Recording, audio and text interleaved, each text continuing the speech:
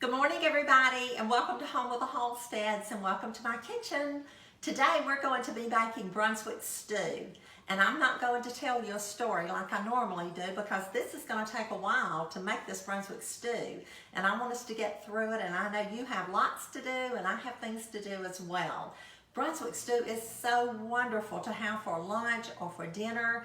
It's wonderful to have in the freezer, and that's what I'm going to do with mine because it's going to make a lot of it. And I'm going to put it in the freezer so I can just go and pull a little container of it, and Doug and I can have a good lunch with a good salad and some sweet tea.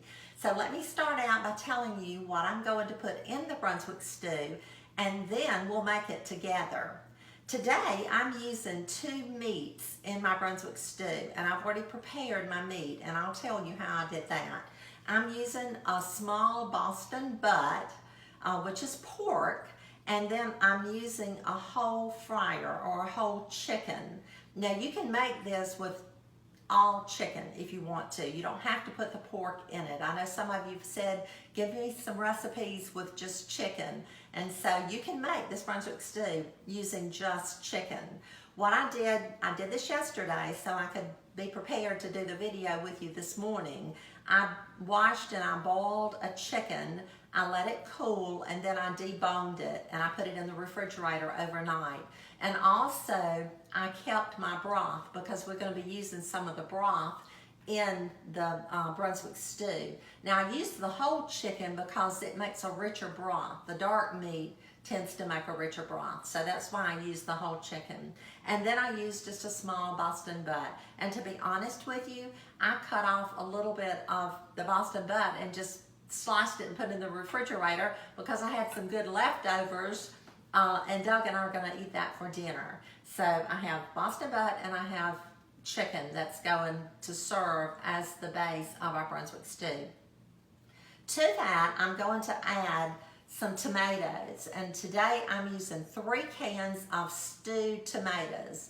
The cans are 14.5 ounces, so 3 cans of tomatoes, stewed tomatoes, and I went ahead and put these in the blender and pureed them. So that's what I'm using for my tomatoes. I'm going to be using 1 can of English peas, and this was a 15.5 ounce can of English peas. And then I'm going to add some corn, and today I'm using the shoepeg, the white shoepeg corn. It tends to be a little more tender than the yellow whole kernel, but you can use the yellow corn if you want to, so it doesn't matter. And I'm also going to be adding a cup of chopped onions, and I've chopped these really, really fine. You know, Doug doesn't do real well with onions, but sometimes I can kind of hide it, and he doesn't know, and he doesn't recognize it, but if they cook down a lot, then he's able to tolerate them. But I am going to be putting some onions because that does add flavor. And then, of course, I'm going to be using broth, chicken broth, to mix with all of this. I'm going to be using a bottle of ketchup. This is a 32-ounce bottle of ketchup. I may not use all of this. I'm also going to be using a bottle of chili sauce. And this is a 12-ounce bottle of chili sauce, and I will be using all of that. I'm going to be using a 1/2 cup of Worcestershire sauce. So this is Worcestershire sauce, and I'm going to be using a 1/2 cup. And finally, I'm going to be using some black pepper. I don't measure, I'm just going to put that in there. And then I'm going to be using crushed red pepper. That's what I like to use. I like to use the crushed red pepper. And I'll be starting out with a teaspoon of crushed red pepper, and then I'll taste it once it gets to cooking and simmering and see if it's hot enough. But I think that's enough to start out with. So let's get started. I'll get this all kind of moved around so we'll have room to work, and I'll be back in just a minute. I'm going to start out using my food processor, and I'm going to use the blade, the chopping blade, so I want to kind of grind my meats. And I forgot to tell you that the way I prepared my Boston butt was I just washed it really well, patted it with a paper towel, put some salt on it, and wrapped it in aluminum foil and put it in the oven on 300. And I baked it for about 3 hours. And then I just took it and cut it up. And I've got some, and I took all the fat off of it. And I'm wearing gloves this morning because I'm going to be handling the meat, and I just like to do that when I'm using my hands on foods that I feel like I need to use gloves. So anyway, that's what you're seeing here is that I have on gloves. So I'm just placing this in the food processor, and next I'm going to place the top on it. I hope I am. There we go. Now, I'm going to pulse it.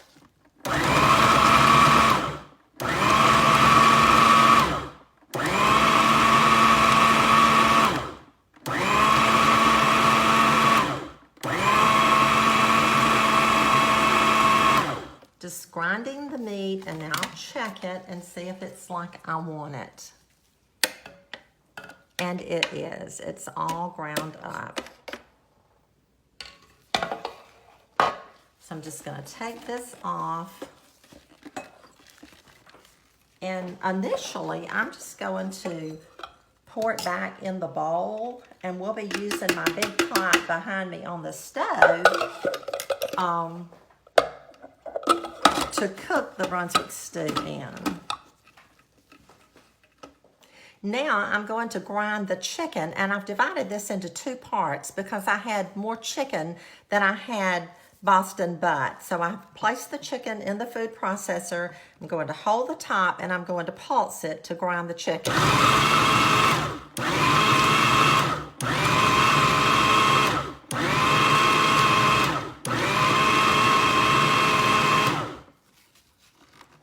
Okay, now I wanted you to see the consistency that I like to have my meat, and it's just all ground up, and you can see it here. So now I'm going to finish grinding the chicken, and then I'll come back and we'll put all of our ingredients together. Okay, I have our meat ground, and I have put it in this large pot that I have here, and I took my hands and I just mixed it all together. So I have the Boston butt and I have the chicken. The next thing that I'm going to add, I'm going to go ahead and add my pepper. So I'm going to put a teaspoon of red crushed pepper, just like that. And I'm going to take my hands and I'm going to mix it around. And as this cooks, it will all mix together, but I just kind of like to mix it around. And again, I have on gloves that I'm working with. Next, I'm going to add black pepper, and I'm just going to put it in like this. And my husband just walked in and caught me with the black pepper, but hopefully it'll all cook together and won't be a problem for him. But he's so supportive, and I just love him and appreciate all the help that he gives me with my videos and working behind the scenes. So that's how we're doing this. So I have all the kind of dry ingredients, what I would call dry ingredients, mixed together. Next, I'm going to add my tomatoes. And again, I told you that I used 3 cans of crushed tomatoes, and I did put these in the blender and pureed them. So I'm just going to add the tomatoes, mixing it around. And I'm going to wait until last to add my broth so that I'll know how much I need to use. Next, I'm going to add my onions, just a cup of chopped onions. Just pour those in. Kind of mix that around.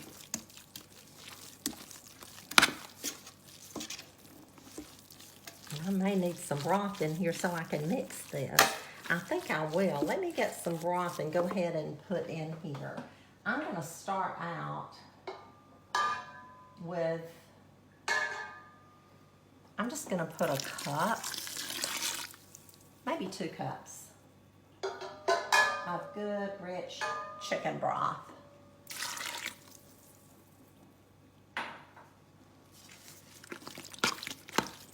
And mix that around. And we're gonna need more than that, I can tell that we are. So we're just gonna mix that around, mixing it really, really well. And next, I'm gonna add the chili sauce. Just gonna take this bottle and pour the chili sauce in here, like that. And a lot of times I'll put some broth in here and rinse all of that out so that we don't waste any of that. Oh yeah, it's beginning to get some color now.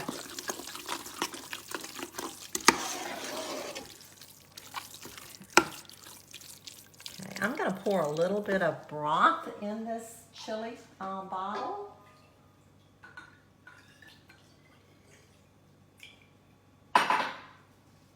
Just like that. And pour that in there. And next, I'm going to add some ketchup. And again, I told you that I might not use this entire bottle, but I'm going to use about probably 3/4 of it.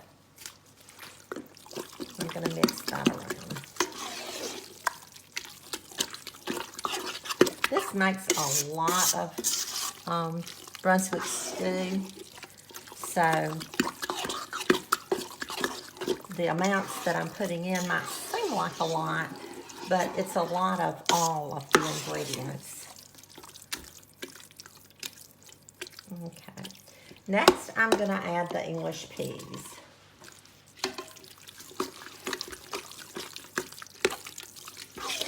And again, I just used 1 can, 15-ounce can of English peas. And let me get some more broth. I'm going to bring it over here a little closer. Just pour that in like that.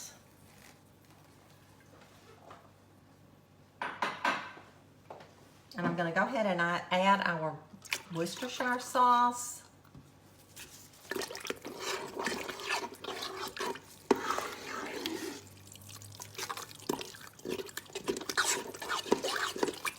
Stirring it around.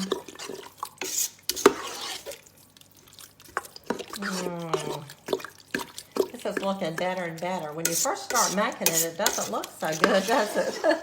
But it is delicious. And then I'm going to add our corn.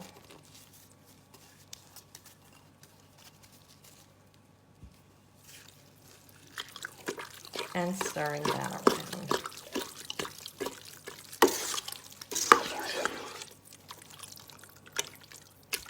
Okay, we need some more broth.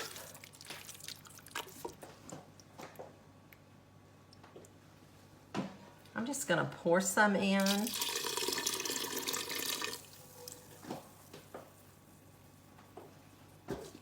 That was probably about 3 cups, I would think. And then as we cook it, if I need to add more, I will. And I'm thinking that I might add 1 can of yellow corn just to give it more color, to make it prettier, and it'll be good too. So I used about half of the ketchup. I'm going to go ahead and add a little bit more of that. Probably about 3/4 of that bottle.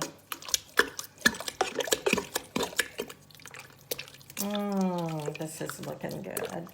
So I'm going to put this on the stove on medium heat, and I'm going to stay with it and stir it, and it'll start to boil.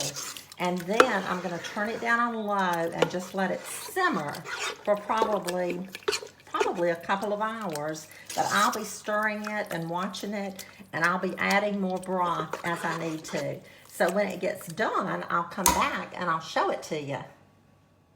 Okay, let's check this Brunswick stew out. It's done. It looks delicious. Oops, I got too close. The heat came up on it. I wanted you to see it really well. So I'm excited about this. It's delicious. I did not add any more red pepper. The 1 teaspoon was enough. I used all of my chicken broth, which was about total of about 2 quarts or half gallon, maybe a little more. And I did add 1 can of yellow corn to it. So I'm going to take some out. We're going to taste it and see how it tastes. And I hope that you'll make some too real soon. See you in a minute. As always, thank you for joining me in my kitchen today. Thank you for liking and sharing our page, and I hope you have a wonderful, blessed day. And make you some Brunswick stew really, really soon. I'm going to get into this and taste it. I've already tasted it when I was cooking, but you know, when it gets finished, I have to taste it too.